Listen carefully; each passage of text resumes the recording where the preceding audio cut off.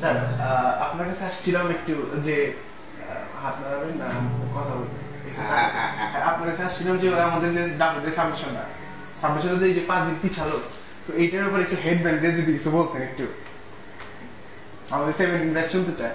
সেটা হচ্ছে যে যারা হলো বাংলাদেশে এই মুহূর্তে প্রেক্ষাপটে সবাই খুব আমোদপ্রমোদের একটা পরিবেশ দেখতে পাচ্ছি। সরি স্যার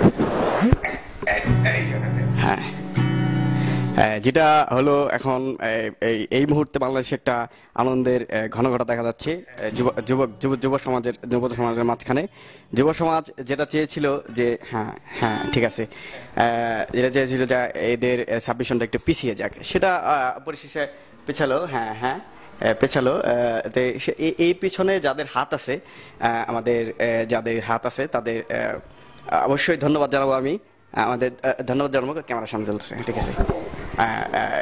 এখানে লাইট ভালো আপনারা ভালো লাইটের ব্যবস্থা করেছেন। এখন স্যার অনুষ্ঠানটা তো অনেক তো সংক্ষেপ করতে হবে তো। আপনাদের এই প্রোগ্রামে আমি খুবই খুশি হয়েছি।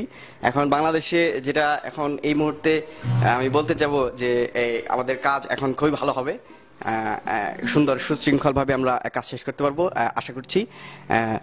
আসলে এটা নিয়ে রাজনীতি করার কিছু নেই। বাংলাদেশ থেকে আসলে সাবমিশনটা এই যে বাংলাদেশে 3 দিন পেছালো, এটা সত্যি অনেক ভালো হয়েছে। এটার পেছনে যাদের হাত আছে আমি তাদের অবশ্যই ধন্যবাদ জানাবো। আর সাবমিশন পেছনের ব্যাপারে আমি অনেক কাজ করেছি, কোনো লাভ হয়নি, কালো বিড়াল বেরিয়ে এসেছে। আমি আসলে চেয়েছিলাম যে একটা ভালো সাবমিশন দিতে, হয়তো একেবারে এটা দিতে পারবো, দেখা যাক কি হয়। এ নিয়ে রাজনীতি করার কিছু নেই। Thank you sir.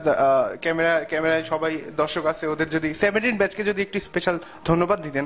17 ব্যাচকে স্পেশালি ধন্যবাদ দিব, বিকজ তারা অনেক কষ্ট করেছে। যে গ্রুপ করে নাই তাদের কথা আমি কিছু বললাম না।